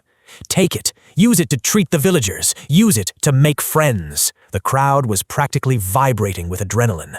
Akira threw his fist into the air, his voice echoing like thunder against the stone walls. Let us rebuild our relations with the village. Let us show them who the Uchiha truly are. Yeah! The crowd roared back, a deafening, unified battle cry that shook the dust from the ceiling of the Naka shrine. Standing in the shadows near the back, Shisui couldn't help but let out a breathless, genuine laugh. A wide smile broke across his face. But beside him, the young prodigy Itachi remained perfectly still. His dark eyes narrowed, his brow furrowing as he analyzed the sheer, terrifying brilliance of the man on the stage. Shisui, Itachi murmured softly, his voice barely audible over the cheering crowd. Is Elder Akira organizing a revolt against the Hokage? Shisui looked at his younger friend, his smile softening into something far more relieved. I don't know, Itachi. Maybe it is a kind of war, a political one. But what I do know is that for the first time in years, the clan is no longer talking about a bloody coup. And right now, that is the most important thing in the world. Before Itachi could respond, a young Uchiha Genin, barely older than Itachi himself, came jogging up to them. His eyes were bright, completely free of the curse of hatred that usually plagued their youth. He thrust two thick stacks of bills into their hands. Here you go, Shisui-san, Itachi-kun. The Genin beamed, practically vibrating with excitement. Akira-sama says to make lots of friends. Let's go help repair our relationship with the village tomorrow, okay? Shisui looked down at the money, then back up at the kid's beaming face. The heavy burden that had been crushing his soul for months felt infinitely lighter. He smiled warmly. Of course, let's make lots of friends. Even Itachi, usually so guarded, looked at the hopeful Genin and gave a slow, sincere nod. Up at the front of the Uchiha shrine, Fugaku's booming voice finally cut through the celebrating crowd. We shall adjourn our meeting here, the clan head declared, his posture straighter than it had been in a decade. Go forth, everyone. Execute your new missions with pride. As the clan members began to eagerly file out of the shrine, clutching their funds and talking excitedly of the future, Fugaku remained on the dais, watching them go. In truth, Fugaku had never wanted to stage a coup. He knew deep in his bones that a civil war would end in the absolute annihilation of his family and irreparably damage the Hidden Leaf. He had spent years agonizing over it, but every diplomatic approach he had tried with the village elders had violently backfired, pushing his clan closer to the edge. But tonight, as he watched his people smile for the first time in recent memory, Fugaku let out a long, quiet breath. Akira is a dangerous, manipulative man, Fugaku thought, looking at Akira, who was now casually chatting with his supporters. But for the first time, I feel we are finally walking the right path. The cool night air washed over the compound as the Uchiha clan poured out of the Naka shrine. The atmosphere was lighter than it had been in years, filled with the murmurs of a hopeful future. As Uchiha Akira stepped out of the hidden passageway, his sharp eyes scanned the dispersing crowd. He quickly spotted two familiar figures walking away in silence. A glint flashed in Akira's eyes as he gazed upon the traitors who had betrayed the Uchiha clan in the original series. A surge of rage coursed through his whole body with the solemn feeling. Shisui, Akira called out, his voice smooth but carrying an undeniable weight. Ahead of him, Shisui Uchiha froze. Beside him, the young prodigy Itachi stopped as well. Both turned to see Elder Akira gesturing for them to approach. Exchanging a brief, guarded look, the two talented shinobi walked back and offered a deep, respectful bow. Greetings, Elder Akira, Shisui said politely. Akira smiled, a genial expression that didn't quite reach his calculating eyes. Tell me, Shisui, what do you think of my proposal? Shouldn't we strive to repair our relationship with the villagers? Yes, Elder, Shisui nodded carefully. It is the best path for the clan. Good. I am glad you agree, Akira murmured, stepping uncomfortably close to the two prodigies. Then I expect you to make sure the Hokage does his part. Tell him to address the village. Tell him to publicly admit his order from the Night of the Nine Tails. Let us all live peacefully. Akira's genial smile slowly vanished, replaced by a gaze so cold and heavy it felt like physical pressure. I know you both have aligned yourselves with the Konoha leadership, acting as their eyes and ears within our walls. Quite frankly, I cannot comprehend why you would betray Uchiha, the family that has nurtured and sustained you your entire lives. But make no mistake, anyone who harbors thoughts of harming our clan is merely signing their own death warrant. Shisui and Itachi's eyes widened. Aside from the two of them, no one was supposed to know about their allegiance to the third Hokage, not even Fugaku himself. Tell the Hokage, Akira continued, his voice dropping to a chilling whisper, that if he refuses to clarify this, the Uchiha clan will completely lose what little confidence we left in his administration. And you know us, Shisui. We will do anything to survive. Shisui's eyes narrowed slightly. Elder Akira, what are you— I will tell you exactly what I will do, Akira interrupted, his tone dead serious. If it comes to war, I will spend every single penny in my name. I will place a 1 billion ryo bounty on the head of every high-level official in Konoha. Anbu captain, every elder, even the Hokage himself. As they fall, one by one, the village will grow weaker. Outside forces will smell that weakness and descend like vultures. And while Konoha is being torn apart from the outside, he paused, letting the silence sharpen his words. The Uchiha will strike from within. Akira leaned in, his eyes locking on Itachi's widened pupils. Even if the Uchiha are wiped out in the process, I swear to you, I will drag Konoha down to hell with us. Both Shisui and Itachi felt a cold sweat break out on their backs. Fear briefly flashed across their faces, rapidly replaced by a deep, simmering anger. This wasn't just a political maneuver anymore. Akira was holding the entire village hostage. Do not look at me like that, and do not think for a second that I am bluffing, Akira said, anticipating their thoughts. My wealth is safely secured in black market accounts spread across multiple nations. Konoha's leadership cannot touch it, nor can they block it. Akira tapped his temple. I have already drawn up a will, a dead man's switch. Every 7 days I must personally reset a seal. If I am imprisoned, assassinated, or simply fail to reset it, the bounties will automatically go live within a minute. Furthermore, every scrap of intelligence I possess and detailed maps of Konoha's defenses, patrol routes, and the jutsu affinities and weaknesses of our strongest shinobi will be mass distributed to Iwa, Kumo, and Kiri. Akira smiled thinly at the absolute horror dawning on the two prodigies' faces. With that kind of intelligence leaked, I wonder just how long the hidden leaf will survive. Shisui's fists clenched. Itachi's breathing grew shallow. They were trapped. Akira had completely checkmated the Hokage, and he was using the Hokage's own spies to deliver the final blow. Akira patted Shisui firmly on the shoulder. All right, go on now. Hokage-sama must be waiting for your report. He's probably pacing like an ant on a hot pan, wondering why tonight's meeting took so incredibly long. With that, Akira turned and walked away into the night, leaving the two strongest young Uchiha rooted to the spot. Their minds were entirely blank, crushed beneath the sheer, terrifying magnitude of Akira's ruthlessness. Without a word, they turned and blurred into the shadows, heading straight for the Hokage building. Meanwhile, inside the Hokage's office, the air was thick with tension and the heavy scent of tobacco. Hiruzen Sarutobi sat behind his desk, exhaling a large, nervous puff of smoke. Across from him sat his two advisors, Hamura and Koharu, alongside the bandaged, scowling figure of Danzo Shimura. Hiruzen, Danzo scoffed. His singular, visible eye darted toward the clock on the wall. The Uchiha's gathering has been going on far longer than usual. It is obvious. They are finalizing their plans for the coup d'etat. We cannot be careless. We must prepare to strike first. Koharu nodded grimly. Danzo is right. I have a terrible feeling about tonight. They are preparing something massive. Hiruzen closed his eyes, rubbing his temples. Let us just wait. Let our scouts return and inform us first. But keep the Anbu en route on standby, just in case. Hiruzen stared at his pipe, a deep frown carving into his aged face. Is today really the day? Are they truly going to rebel tonight? Suddenly the air shimmered, and an Anbu scout materialized in the center of the room, dropping into a deep kneel. Hokage-sama, Hiruzen leaned forward instantly. "Stand up. Tell me, what is happening at the Naka Shrine?" The scout stood, looking slightly bewildered beneath his porcelain mask.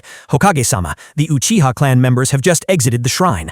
"And?" Danzo barked, gripping his cane. "Are they marching here?" "No, Danzo-sama," the scout replied, his voice laced with confusion. They were smiling. All of them. They looked incredibly happy as they left the meeting, and they have all returned to their own homes. Danzo's solitary eye widened in shock. "Smiling? They were smiling?" He slammed his cane against the floor. "Hiruzen, they must be rejoicing. They have finally set the exact date and time for their rebellion, and they are celebrating their impending victory. We must attack them tonight while their guard is down." "Enough, Danzo," Hiruzen ordered, raising a hand. He looked back at the scout. "Are you absolutely certain they are not mobilizing?" "Positive, Hokage-sama. The compound is peaceful. They went to sleep." Hiruzen let out a massive, trembling sigh of relief, sagging back into his chair. The immediate threat of civil war had passed for the night. "All right. Dismissed." "Yes, Hokage-sama." The scout flickered out of existence. Danzo scowled, stepping toward the desk. "Hiruzen, you're being a fool," he snapped. "Just because they're returning to their homes doesn't mean—" "I said wait, Danzo," Hiruzen said firmly, his eyes locked on the office door. "Let us get the actual inside information about what happened in that meeting first." Right on cue, a sharp, rhythmic knock echoed through the room. "Tuck, tuck, tuck. Come in," Hiruzen called out. The heavy door pushed open. Shisui and Itachi walked into the dim light of the Hokage's office, their expressions uncharacteristically pale and grave.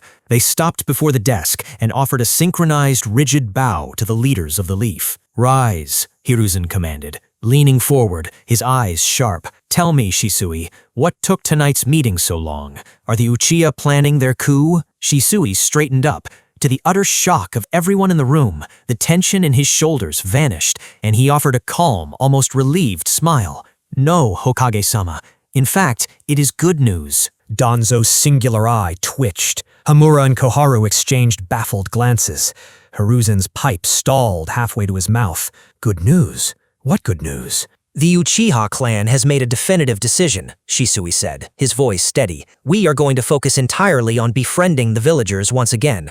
We have outlined concrete plans to actively repair our relationship with the rest of Konoha." Hiruzen's brow furrowed. He caught the subtle shift in Shisui's phrasing. "We, Uchiha clan." Usually Shisui spoke of his family as if he were an outsider looking in. Just what exactly happened in that shrine? "How do you plan to do that?" Hiruzen asked cautiously. "Clan head Fugaku will visit you tomorrow morning to formally present the decisions we made," Shisui replied politely. Then his smile faded, replaced with a profound, searching seriousness. "But, Hokage-sama, before he does, I want to ask you something personally." Hiruzen's eyes narrowed slightly through the haze of smoke. "Go on, what is it?" Shisui took a small breath, the dark, damp air of the Naka Shrine still clinging to his lungs. "On the night of the Nine Tails incident, did you give the order for the Uchiha clan to stay on the back lines and solely relocate civilians?" Hiruzen did not answer immediately. The silence in the office grew heavy, thick with unspoken secrets. "Why are you asking this now, Shisui?" the Hokage finally asked, his tone carefully neutral. "Because tonight, while discussing why our clan is so deeply hated by the village, this topic came up," Shisui explained, his eyes locked onto the old man's face. "Fugaku-sama stated that the only reason we did not fight the beast was because of your direct orders. He stayed back out of loyalty." Shisui stepped forward, his voice trembling slightly with a desperate need for the truth. "Why did you give that order, Hokage-sama?" Hiruzen was taken aback. The pure, unflinching loyalty that usually shone in Shisui's eyes was fracturing. Shisui had never questioned his decisions before. Before Hiruzen could craft a diplomatic response, Danzo slammed his cane against the floor. "Of course we gave that order," Danzo barked, his voice dripping with venomous suspicion. "Otherwise, we do not know what your cursed clan would have done in the midst of that chaos. The Nine Tails was controlled by a Sharingan that night. What if it was your doing? By ordering you to stand down, we may have avoided a complete disaster." Both Shisui and Itachi flinched, their faces darkening into identical scowls. The raw, unfiltered hatred in Danzo's voice was a physical blow. Shisui turned his gaze back to Hiruzen, his heart sinking. "We understand your concerns at the time, Hokage-sama," Shisui said softly, the pain evident in his voice. But because of that incident, the villagers and the Uchiha became entirely distant. They think we are cowards. Can you not announce to the village that it was your decision? Can you not tell them that we were only following orders by helping the civilians? Hiruzen frowned deeply, chewing on the stem of his pipe. Shisui, it is not that simple. Why is it not simple? Shisui cut in, his voice rising, a crack forming in his usually flawless composure. Because of this misunderstanding, the village and the Uchiha are standing on the opposite sides of a canyon. Is it good for Konoha to let this unrest continue? Shisui pressed on, the words Akira had spoken echoing violently in his mind. Just like what was discussed tonight, how the Hokage deliberately suppressed the Uchiha's achievements after the Third Shinobi War. Shisui frowned, his voice dropping to a cautious whisper as he asked, "Do you seriously want the villagers and my clan to be enemies, Hokage-sama? I remember our return from the Third Shinobi War.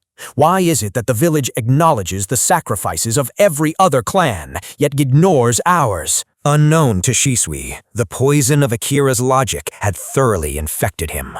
He had spent his entire life yearning for the village's recognition, yet now he was realizing the very leaders he served were the ones withholding it. Hiruzen sat frozen, as if struck by a bolt of lightning. How did the Uchiha figure that out, he thought in a panic. The suppression of their war records had been a subtle, calculated move by the council to prevent the Uchiha from gaining too much political capital. It was never meant to be exposed. Shisui continued, his voice dropping into a cold, hardened register. In tonight's meeting, the Uchiha decided that if you help us rebuild our bond with the villagers, then we no longer need to think about a coup. The word hung in the air like a guillotine blade. Hiruzen, Danzo, Homura, and Koharu all stared at the young prodigy in utter shock. Hiruzen pulled his pipe from his mouth, his hands trembling slightly. Shisui, I will have to think about this. Shisui's eyes widened. The reluctance in the Hokage's tone was unmistakable. It wasn't a yes, it was an evasion. In that agonizing second, Shisui's entire worldview shattered. Akira was right. The Hokage was doing all of this knowingly. The isolation, the hatred, the suspicion. It wasn't a tragic misunderstanding. It was a feature of their administration. A profound, hollow darkness settled in Shisui's chest. The unshakable faith he had held in the third Hokage crumbled to ash. I see, Shisui whispered, his voice entirely devoid of warmth. He stood tall, looking at the old man not as a loyal subordinate, but as an equal holding a knife to the village's throat. If that is the case, then I also need to think about whether I can continue being a double agent for you. Without waiting for a dismissal, Shisui turned on his heel and walked toward the door. Itachi cast one last lingering, dead-eyed glare at the stunned elders, then silently followed his friend out into the hall. The heavy door clicked shut, leaving the Hokage's office in a suffocating silence. Hiruzen stared at the closed door, his heart hammering against his ribs. A cold sweat broke out on his forehead. What is happening, he thought, his mind racing. Why is Shisui behaving this way? I thought he had completely aligned with my faction. Hiruzen! Danzo suddenly roared, his face twisted in a snarl of vindicated fury. Look at your precious Uchiha now. The boy just stood in this very room and openly blackmailed the Hokage. The rot is too deep. We must eradicate them before they burn Konoha to the ground. He slammed his cane against the floor. You are not actually going to tell the village the truth, are you? Homura leaned forward, his face pale and tight. Danzo is right. If you confess that you ordered the Uchiha to stand down during the Nine-Tails attack, it will completely sabotage the narrative we have spent years carefully concocting. The civilians will lose their absolute faith in the Hokage's office. Hiruzen let out a long, ragged exhale. Sinking back into his chair, the pipe in his hand suddenly felt like a lead weight. Do you not see what just happened here? Hiruzen murmured, his voice laced with dread. The Uchiha clan is starting to doubt us. Even Shisui, the most loyal, moderate dove in their entire family, is beginning to feel that something is fundamentally wrong. Hiruzen closed his eyes, replaying Shisui's words in his head. Didn't you hear how he was speaking? He didn't speak of them as an outsider. He kept saying, we Uchiha clan this, we Uchiha clan that. That means the cracks in their factions are sealing. The Uchiha are uniting. Which is exactly why we must strike before they fully organize, Danzo pressed, his solitary eye burning with militant fanaticism. We must eradicate them before they burn Konoha to the ground. No, Hiruzen said firmly, opening his eyes and leveling a hard glare at his old rival. We will see what Fugaku brings to the table tomorrow morning. Only after that will we make our decision. Danzo's face twisted into an ugly sneer. You are too soft, Hiruzen. You will bitterly regret this hesitation. Without another word, Danzo turned and stormed out of the office, the sharp clack, clack, clack of his cane echoing down the hall. Homura and Koharu exchanged a worried glance before following Danzo out, leaving the third Hokage alone in his smoke-filled room. Hiruzen sighed heavily, pinching the bridge of his nose. Damn it all, he thought bitterly. Why must this clan always cause me so much trouble? The next morning, the sun broke over the high walls of the Uchiha compound, casting long, sharp shadows across the quiet streets. Inside the main estate, clan head Fugaku stood before a full-length mirror, adjusting the high collar of his traditional robes. His face was a mask of stoic resolve. He was preparing for a political battle unlike any he had faced before. Turning to one of his guards, Fugaku said, "Send the shinobi to call for Uchiha Akira immediately." A few minutes later, the soft thwip of sandals announced Akira's arrival in the estate's courtyard. Clan head, Akira greeted smoothly, offering a measured bow. Fugaku nodded, his dark eyes appraising the man who had turned his clan upside down the night before. Let us go to meet the Hokage. You are coming with me, Akira. We need to formally register your new position as an elder of the council, and we must officially decline the root recruitment offer. Akira's lips curled into a faint, knowing smile. Understood, clan head. Without another word, Fugaku formed a single hand seal. In a blur of sheer, terrifying speed, his body flickered and completely vanished from the courtyard. 2 seconds later, Akira executed his own body flicker technique, the world smeared into a dizzying streak of color, the rushing wind tearing at his clothes. When he materialized just outside the Hokage building, he stumbled slightly, gasping for breath. His chakra coils burned with the exertion. He looked up and saw Fugaku standing perfectly still, not a single hair out of place, his breathing steady and completely normal. Akira wiped a drop of sweat from his brow, his heart pounding in his chest. Monsters, Akira thought internally, his calculating mind working overdrive. Every single one of these elite shinobi is an absolute monster. I may have the political mind, but in raw power, I am swimming with leviathans. Straightening his robes, Akira fell into step behind the clan head as they entered the bustling Hokage tower. They quickly reached the top floor. Fugaku raised a hand and knocked firmly on the heavy oak door. "Come in," came the raspy, familiar voice of the third Hokage. Fugaku pushed the door open, stepping into the spacious, brightly lit office. Akira followed closely behind, his eyes immediately scanning the room. Hiruzen was seated behind his desk, flanked by stacks of paperwork. The Hokage's gaze flicked first to Fugaku, then shifted to the unfamiliar man standing at his shoulder. A subtle frown creased Hiruzen's brow. "What brings you here this morning, clan head Fugaku?" Hiruzen asked, his tone carefully guarded. Fugaku offered a short, respectful bow. "Greetings, Hokage-sama. I have come to formally discuss the Uchiha clan's predicament and to present our solutions." Before Hiruzen could reply, the door behind the Uchiha suddenly swung open again. Danzo Shimura stepped into the room, followed closely by Homura and Koharu. The air in the office instantly plummeted by 10 degrees.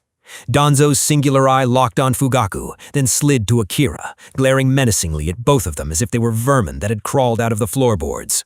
Without a word, the three elders walked past the Uchiha and took their customary seats beside the Hokage's desk, effectively surrounding the two men in a hostile tribunal. The battle lines were drawn. The tension in the Hokage's office was so thick it could be cut with a kunai.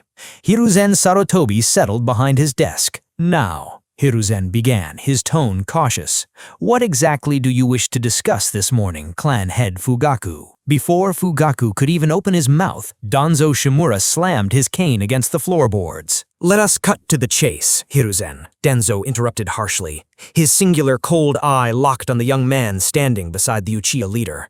He pointed a bandaged finger directly at Akira. "You have finally brought the boy. Are you handing him over to my root division, Fugaku,